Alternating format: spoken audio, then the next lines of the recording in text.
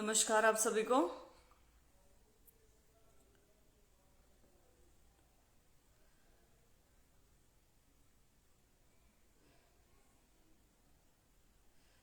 Ravi Bura, good evening sister, good evening भाई। राकेश गरेवाल, नमस्कार भाई। अनिल बुधवार, राम राम। Ram Mehar Mor, good good morning नहीं है ये, anyways good morning. Yash Sharma, hello. Ramesh Punia Kuchrana, नमस्कार। Ram Mehar Mor, it's okay fine. Jatin Punia, अरे जतिन भाई मैं बहुत खुश हूँ, आप लोगों का ऐसा ऑर्डर आया है, फाइनली जवाब दिया गया कोर्ट में। और फाइनली जो चीज़ चेयरमैन साहब ने वादा किया था मुझसे वो उन्होंने पूरा किया, तो मैं पर्सनली भी बहुत आभारी हूँ उनकी। सूरज सहारन, गुड इवनिंग। हवा सिंह चौहान, नमस्ते। राजेश कक्कड़, हेलो। संजय तालान, राम राम। राम तीरथ गोयत, नमस्कार। राज ठाकुर, खुशबू, हेलो। नरेश कुमार, राम राम। सपना सैनी खंडेलवाल, नमस्ते। मैं ठीक हूँ, आप कैसे हैं? पवन जोशी खेरवाला, पीजीटी का अलग बनाऊंगी भाई मैं। Sachin Raj Rohila, ESP is different issue. Anu Jaglan, Sapna Saini, Praveen Kumar, Sunil Kaushik. JBT guess तो पक्का करना ही रॉन्ग डिसीजन था, बट पॉलिटिक्स पता है हर एक भर्ती में चली है, शुरू से चलती आ रही है। और अब ऐसा है कि पिछली बातों के बारे में कितना बोले कैसे बोले समझ नहीं आता है। तो मेन फोकस ये कि आगे जो आने वाली चीजें हैं वो ठीक हों। संजय तालन, मैं ठीक हूँ। सपना सैनी, नमस्ते। राहुल छोकर, सचिन राज रनीला, एनके वर्मा, हारको बैंक के बारे में कुछ करो। हारको बैंक का भी बहुत बुरा इन्होंने हाल कर दिया है, तब से भर्तियां निकाल के उसको पूरी नहीं करते हैं एंड देन रद्द करने की लगी रहती है। तो शायद मुझे हारको के बारे में भी कुछ ऐसा सा सुनने में आया है। सतवीर खीचर, जय कुमार, सुनील कौशिक, नसीम मेहरा, गुरदीप वर्मा, श्रवण कुमार, परवीन कुमार, राम मेहर मोर। जेबीटी टीचर्स की वैकेंसी कब तक आ सकती हैं और पीजीटी पॉलिटिकल साइंस के कितने कैंडिडेट्स स्टेट पास हैं? मैं I don't have datas about कितने पास हैं कितने फेल हैं। और जेबीटी टीचर्स की वैकेंसीज का जहाँ तक है ये पूरा अभी मैं उसके ऊपर ही बोलने वाली हूँ, तो आप उससे खुद निष्कर्ष निकाल लेना कि कब आएंगे। अमरजीत सिंह गोदारा, सच्चाई उजागर करने के लिए सबके आवाज बनने के लिए सलाम था, बहुत बहुत धन्यवाद brother. Praveen Kumar, Saurabh Yadav, Veeru Shokand, ma'am ji staff nurse results no idea brother, आने चाहिए। संजय तलान, मैं आपका फ़ैन हूँ ma'am, thank you very much brother. Sapna Saini, Sachin Antil, Ajay Jhuthra, Jagbir Rathi, Naseem Mehra, clerk matter उठाने के लिए आपका धन्यवाद। ये उठाने ही है मुझे सारे मैटर्स, बस सब सॉल्व हो जाए। असिस्टेंट प्रोफेसर्स की न्यू भर्ती, वो मैं अब थोड़ा शिक्षा के ऊपर ही बोलने वाली हूँ कुछ दिन। जैसे ये जेबीटी के बाद मैं पीजीटी टीजीटी इन सब के बारे में बोलने वाली हूँ। आरोही के साथ सबको पता है कि क्या हुआ क्या नहीं हुआ। परवीन काला, राहुल छोकर, काफी लोग जुड़ गए हैं। चलो आज हम स्टार्ट करते हैं। जेबीटी का जो लास्ट भर्ती है वो सितंबर 2012 में आई थी, उसके बाद से कोई भर्ती नहीं हुई। मतलब तब से लगातार एस्टेट हो रहे हैं जेबीटी के लिए, लेकिन जेबीटी नहीं आई।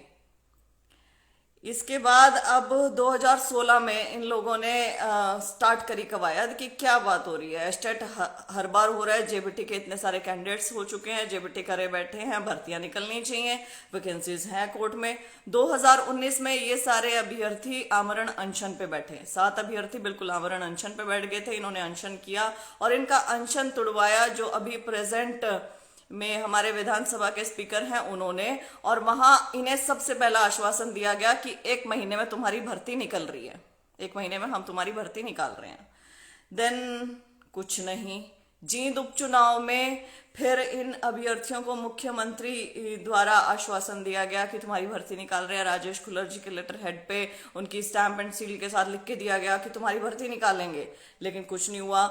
फिर रथ यात्रा चलाई गई मुख्यमंत्री साहब द्वारा, और रथ यात्रा के पैरेलल में ही जेबीटी अभ्यर्थियों ने यात्रा चलाई।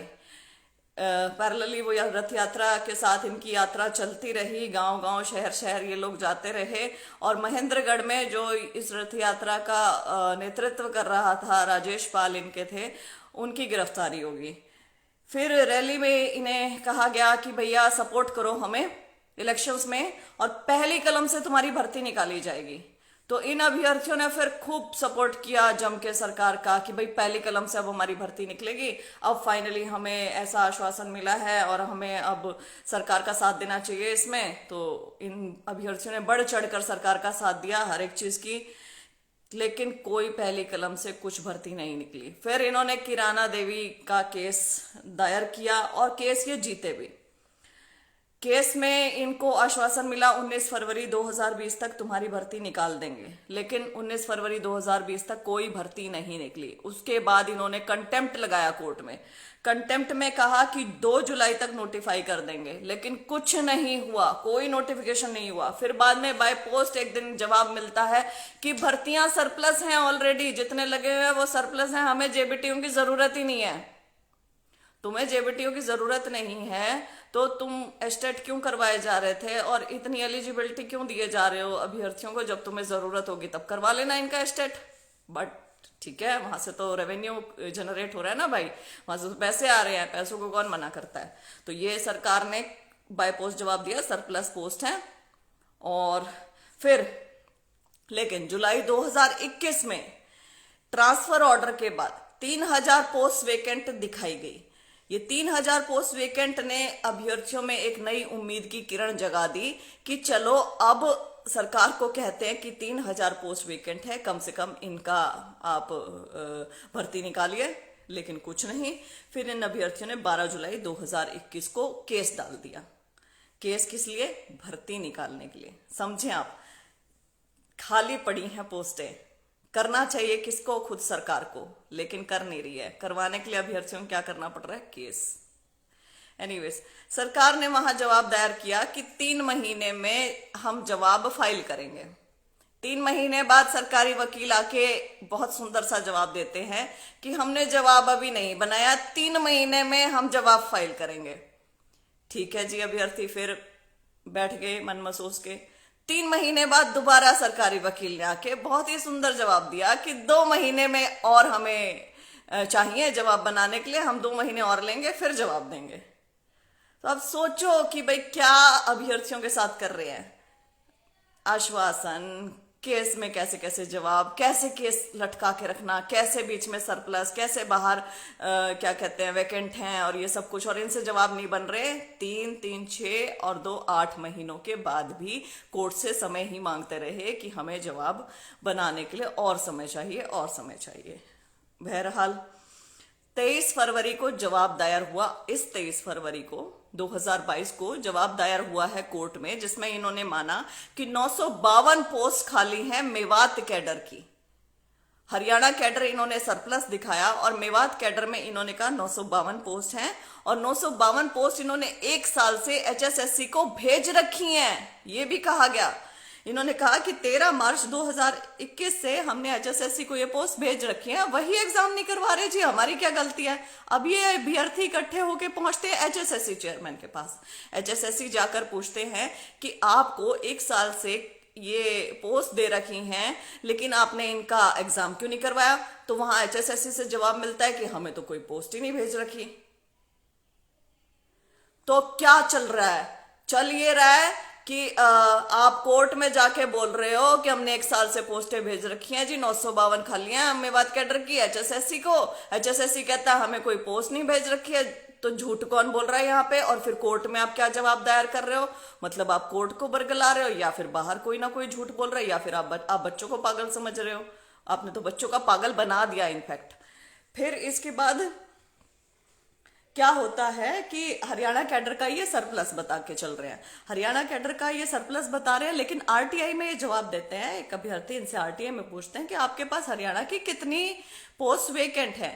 तो वहां जवाब मिलता है MIS पोर्टल पे डाटा आप डेली अपडेट हो जाता है, आप वहां चेक करें, वहां आपको पोस्ट वेकेंट का पता चल जाएगा। अब MIS पोर्टल पे जब जाके डाटा देखते हैं तो वहां 5698 पोस्ट वेकेंट है हरियाणा कैडर की।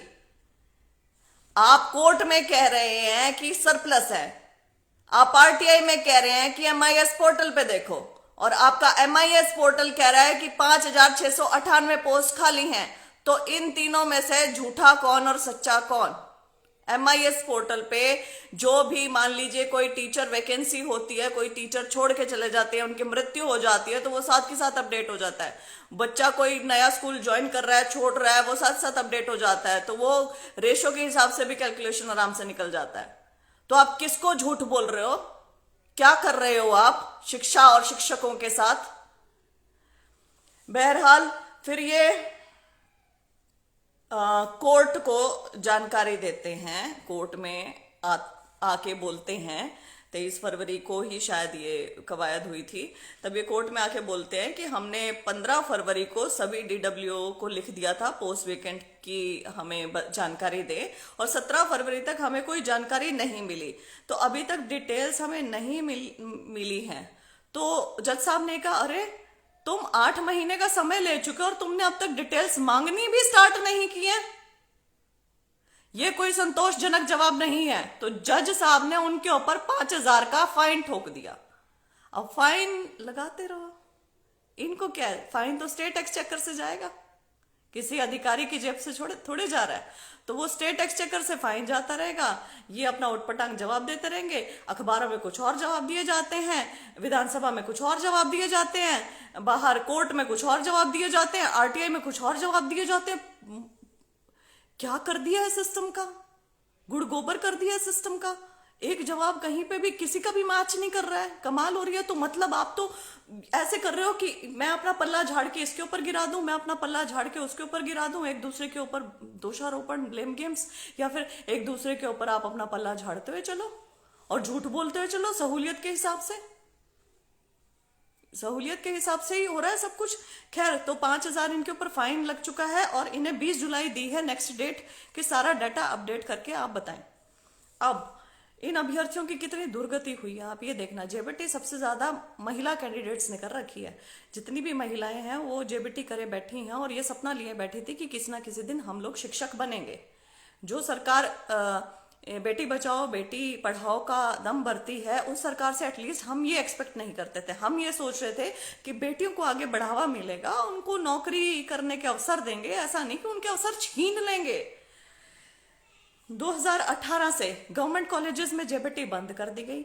उन गवर्नमेंट कॉलेजेस में जहां 2-2, 2,500 हजार रुपए फीस लगती थी पर ईयर की, वहां से बंद करके प्राइवेट कॉलेजेस में शुरू करी गई, जहां 25,800 रुपए फीस है 1 साल की, 2 साल की 50,000 से ऊपर खर्चा पड़ जाता है। जहां 4-5 हजार में पहले जेबीटी हो रही थी, 2018 से गवर्नमेंट कॉलेजेस में जेबीटी बंद करके प्राइवेट कॉलेजेस में स्टार्ट की गई। पहली गलती।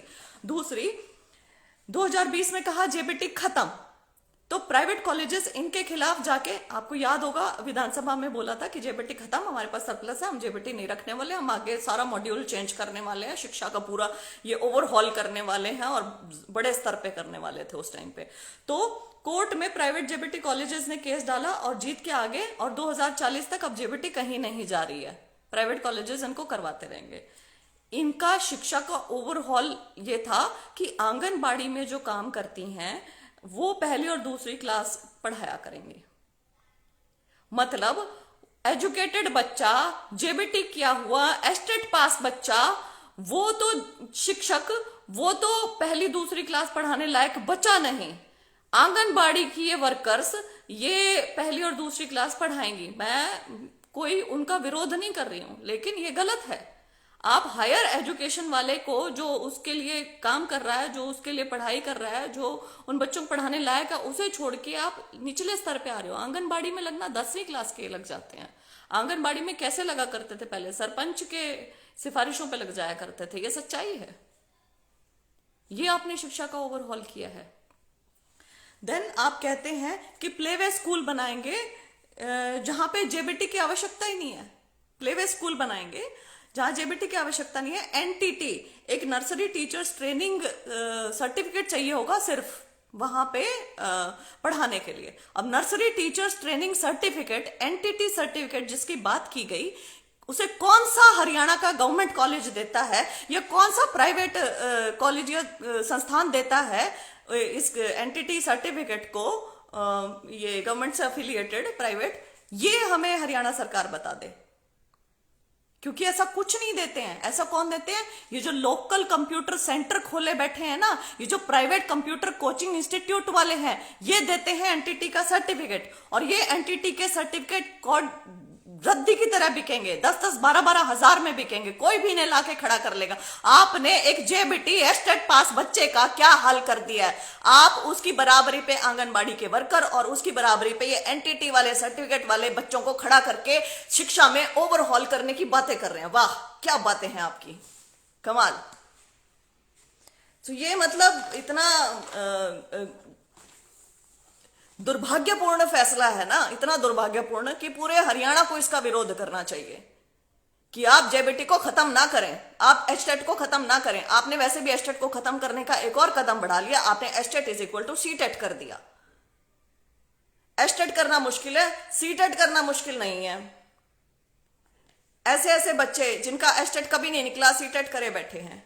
आपने हरियाणा के दरवाजे पूरे भारतवर्ष के लिए खोल दिए। ठीक है, कॉन्स्टिट्यूशन में भी लिखा है, बहुत अच्छी बात है कि भाई आप कर सकते हैं ऐसा, लेकिन जहां आप अपने बच्चों को प्रोटेक्ट कर सकते हैं, प्रोटेक्शनिस्ट पॉलिसी लगा सकते हैं, आप अपने हरियाणा को आगे बढ़ा सकते हैं, आपका हरियाणा बेरोजगारी में नंबर 1 पे चल रहा है, वहां आप ऐसा फैसला लें, ये बहुत दुर्भाग्यपूर्ण है, ये बहुत गलत है, ये नेगेटिव में चला जाता है। युवाओं के बीच आपकी कैसी छवि बन रही, क्यों आपने ऐसा किया?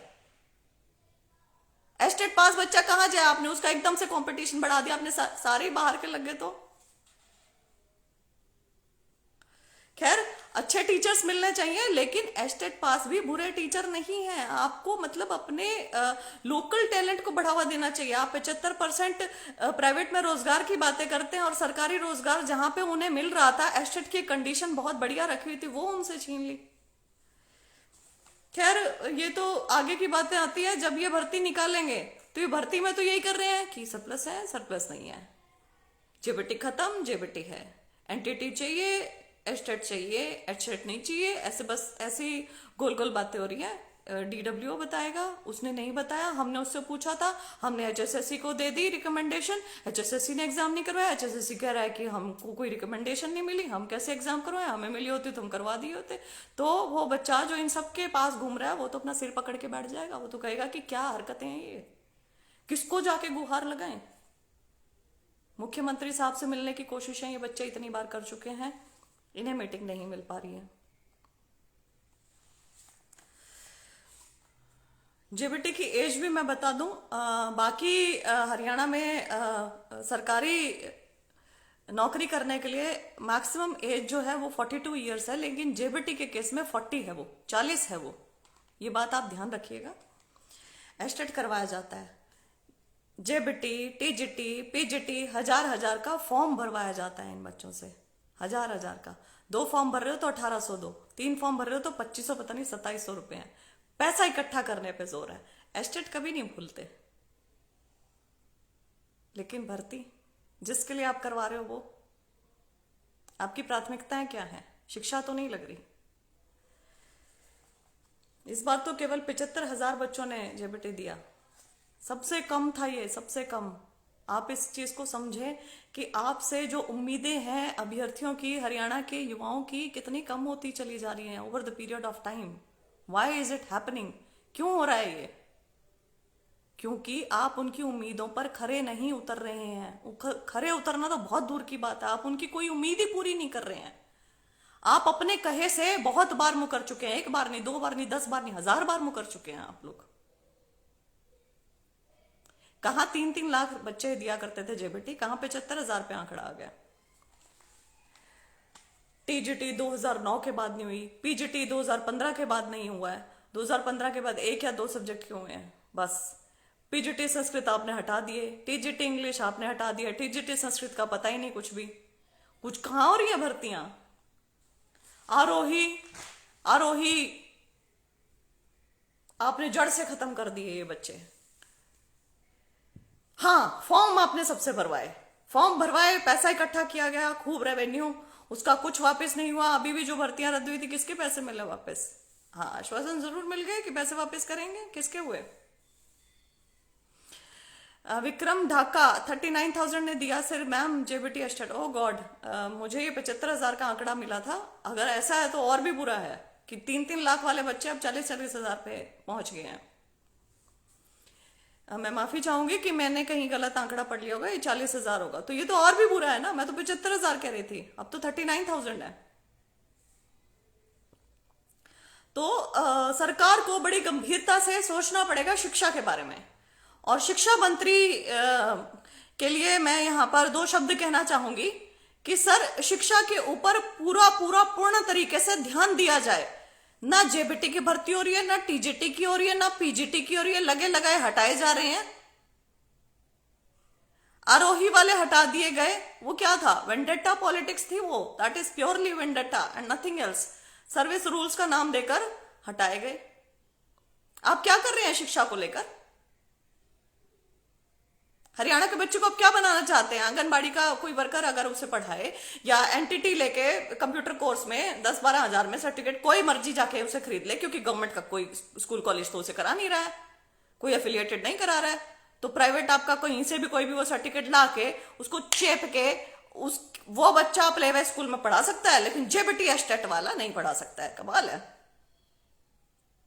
मतलब कुछ नहीं, आपने शिक्षा देखना ही नहीं है। अनपढ़ रखना चाहते हैं क्या हरियाणा को? अनपढ़ रहेंगे, सवाल नहीं पूछेंगे। अनपढ़ रहेंगे तो जयकारे लगाते रहेंगे, नारे लगाते रहेंगे, पीछे झंडे उठाए घूमते रहेंगे।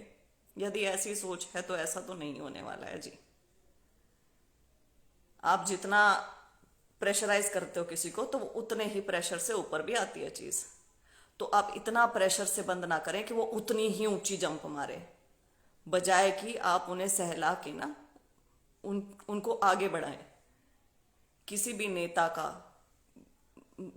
राजधर्म है ये। आप राजा हैं, आपका राजधर्म है ये कि आप सब वर्गों के बारे में सोचें। पढ़ने लिखने वाले बच्चे हैं, शिक्षक हैं। शिक्षा मंत्री जी ने उनसे बड़े ही कटु प्रश्न मैं पूछना चाहती हूं। हरियाणा में शिक्षा के लिए किया क्या? स्कूलों की जर्जर हालत, स्कूलों को लग रहे हैं ताले, स्कूल में शिक्षक नहीं है, बच्चे पेपर देते हैं रो रहे हैं कि हमारे पास कोई टीचर ही नहीं था। क्या किया आपने शिक्षा के लिए?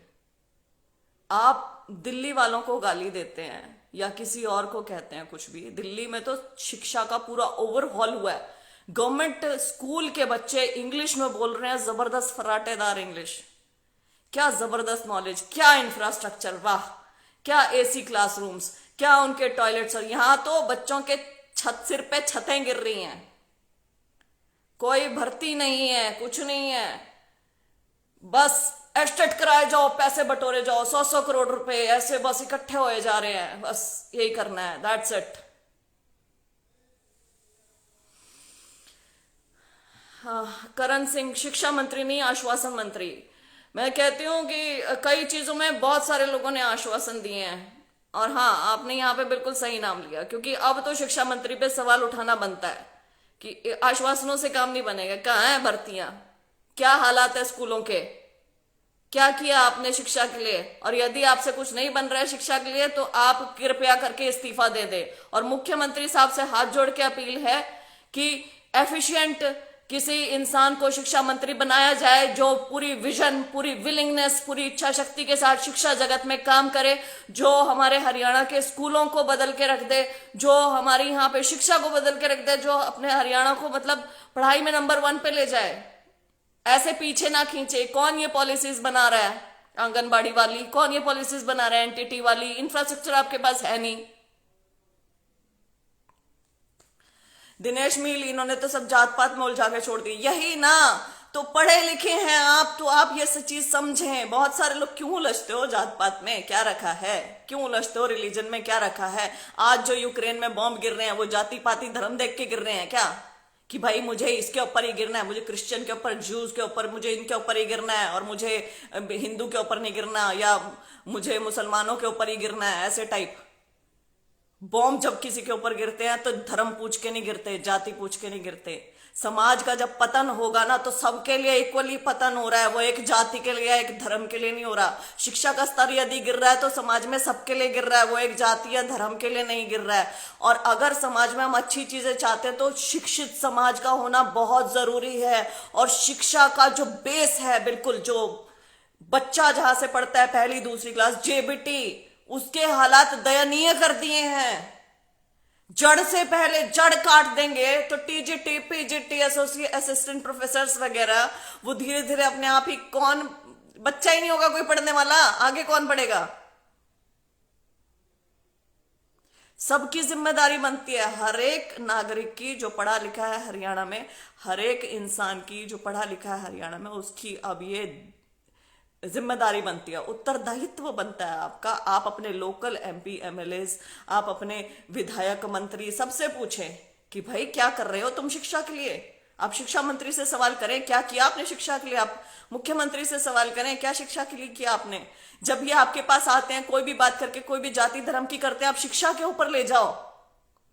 कोई बात करते हैं स्वास्थ्य के ऊपर, ये है भाई हमारे मुद्दे, हमारे यही है, शिक्षा है, स्वास्थ्य है, महंगाई है, बेरोजगारी है। खैर, मैम आपको ईमेल की थी अभिमन्यु के नाम से, मैं चेक करूंगी। ब्रदर ईमेल मैं चेक नहीं कर पा रही, मैं आई गेस एक हफ्ता हो गया मुझे, तो मैं चेक करती हूँ, काफ़ी हो गया होगा। संदीप, मैं एग्री करती हूँ जो भी आपने लिखा, हालांकि मैं पढ़ूंगी नहीं जो आपने लिखा यहाँ पे। शालिनी 10वीं, ये सब पता है। पवन कुमार, अनपढ़ सरकार और युवा बेरोजगार, बस यही हो रहा है। कहते हैं ना कि विलिंगनेस, इच्छा शक्ति, मंशा, एक आदमी ऐसा बैठ जाए बस हमारा लीडर बन जाए। एक होता है ना नेता, सभी हो सकता है, लीडर क्या होता है, लीडर अपने से आगे सबको रख लेता है, पूरे संपूर्ण समाज को लेके चलता है। वो संपूर्ण समाज को मतलब ये समझता है कि ये ऐसे इंपॉर्टेंट मुद्दे हैं जो समाज में ठीक होने चाहिए। समाज उत्थान कैसे हो सकता है पूरे समाज का, डेवलप कैसे हो सकता है पूरा समाज। शिक्षा ही नहीं होगी तो क्या होगा। शिक्षा मंत्री का जवाब जल्द करेंगे, जल्द कभी नहीं आता। हाँ, जल्द का आ रहा है, आ ही नहीं रहा, तो जल्द तो हुआ ही नहीं ना। मैम, पैरामेडिकल के फाइनल रिजल्ट के बारे में बात करो। पैरामेडिकल का फाइनल रिजल्ट काफी टाइम से रुका हुआ है, कृपया करके इनके रिजल्ट भी निकालें। रुके आप किस लिए, जब कोई प्रक्रिया पूरी करवा देते हैं और मान लीजिए उसमें पूरी जांच वगैरह होगी है, कोई उसमें कोर्ट केस नहीं चल रहा है, तो मेरे ख्याल से वो रिजल्ट से निकल जाने चाहिए। जेबीटी पोस्ट निकलवाओ मैडम। भाई मेरे हाथ में होता तो ये पोस्ट उसी समय निकल गई होती जब इनकी पहली वैकेंसी वाली लिस्ट आई थी कि इतनी पोस्ट वेकेंट है। ऐसी चालें ना चली जाती कि 25:1 को 30:1 करके बस निपटाओ भाई, निपटाओ, खत्म करो इस मामले को। ऐसा ना करती मैं। अनु जागलम, थैंक यू वेरी मच सिस। अनभगत बन चुके हैं पढ़े लिखे होकर। ये सबका अपना अपना वो है, नजरिया है कि अंधभक्त बनना है या आपको नहीं बनना है या आपको कुछ भी बनना है। लेकिन मैं ये कहती हूँ आप झंडा किसी मर्जी का उठा लें, आप कुछ किसी पार्टी का समर्थन करें, मैं उसमें कुछ कहती नहीं। ये आपका पर्सनल डिसीजन है, ये आपकी फ्रीडम है ये सब करने की। लेकिन जो मुद्दे पूरे समाज के हैं उसमें तो आप अपने नेता से भी सवाल करें कि ऐसा क्यों, ऐसा आप क्यों नहीं कर रहे हैं। हार्को बैंक का मुद्दा उठाया था दीदी जी आपने। हाँ यस ब्रदर, मुद्दे पता नहीं कितने सारे उठा दिए हैं। मैम ये झूठ बहुत बोलते हैं, शर्माते भी नहीं। झूठ बोलने वाला आदमी शर्माता कहाँ है। HSSC ऑफिस जाओ तो स्टूडेंट की मांग उठाना, बिल्कुल। और अभी ये करके आई थी और अभी भी यही है। सब नेता आप जैसे पॉजिटिव सोच वाले होने चाहिए। पॉजिटिव सोच हो जाए तो सारी चीजें ठीक नहीं हो जाएंगी ब्रदर। खैर बेबी, जाति धर्म से काम चल रहा है तो जरूरत है मास्टर लगाने की। ये के जरूरत वाली ही तो ब्रदर बात हो रही है कि जाति धर्म चलने क्यों दे रहे हो। कौन चलने दे रहा है, हम ही तो चलने दे रहे हैं। तो हम क्यों नहीं सुधरते। हम एज अ सोसाइटी सुधर के अगर हम ही सवाल करने लग जाए अपने लोकल नेता मंत्री सबसे, तो चीजें ठीक नहीं हो जाएंगी। सबसे करो भैया सवाल, मैं तो यही बोलती हूँ कि इस चीज के ऊपर पूछो। आपका नेता हो, आपका नेता ना हो, आपका पक्ष वाला हो, आपका विपक्ष वाला हो, सबको कहो। मैं तो कहती हूँ यहाँ पे विपक्ष वालों को भी बोलो कि तुम क्यों मौन हो, तुम क्यों नहीं बोलते? मोनिका मलिक, वही तो नहीं कर रहा है हरियाणा का यूथ। हरियाणा के यूथ को समझना पड़ेगा और बोलना पड़ेगा, वरना हरियाणा का बेड़ा गर्क होते हुए देर नहीं लगेगी। ये सब दिखने लग रहा है, क्या क्या चीजें चल रही हैं, सब दिख रहा है। आवाज बुलंद करो। PGT pending subjects, Vinod Mehra. PGT के लिए मैं अलग से बोलूंगी। पीजीटी वाले अभ्यर्थी कुछ मुझसे आके मिले थे घर पे ही, और उनका मुद्दा भी काफी गंभीर है, लेकिन मुझे लगा जेबीटी और पीजीटी इन सबको अलग रख के बोलती हूँ। टीजीटी इंग्लिश और पीजीटी संस्कृत भर्ती, बड़ा बुरा हाल क्या इन भर्तियों का। मतलब ऐसा है, मेरे को सबसे ज्यादा दुख इन्हीं भर्तियों का होता है कि रिजल्ट निकाले ज्वाइनिंग करने के बजाय इनको बाहर ऐसे फेंक दिया गया। इन अभ्यर्थियों को ओवर एज ये हो चुके हैं, इतनी सारी इसमें महिलाएं हैं, इतने गरीब घर के बच्चे हैं, इतनी फेयर ये लिस्ट थी, फेयर थी शायद इसीलिए तो रद्द हो गई। अनफेयर देख लो, एचसीएस कहा हुआ, डेंटल सर्जन 1-1 करोड़ की रिश्वत के बाद भी उसमें विजिलेंस की रिपोर्ट पेंडिंग है, उसमें फलाना पेंडिंग है, उसमें ढिमका पेंडिंग है, उसमें चलाए जा रहे हैं। फिर उसके बाद बोलते हैं बाहर mission merit, what rubbish. Anyways, मैं यहीं पे ही अब अपना लाइव एंड करूंगी। मैं बहुत दुखी हूँ शिक्षा के हालात को देखते हुए हरियाणा में, और मैं आप सबसे अनुरोध करूंगी कि आप सब इस पे मुखरता से बोलेंगे। आप सभी जब भी आपका किसी से भी मुखातिब होते हैं अपने एरिया के एमपी एमएलए पक्ष विपक्ष किसी से भी, तो आप सबसे शिक्षा को लेकर जरूर से जरूर सवाल करेंगे। इसी आशा के साथ जयराम जी की गुड नाइट, शुभ रात्रि।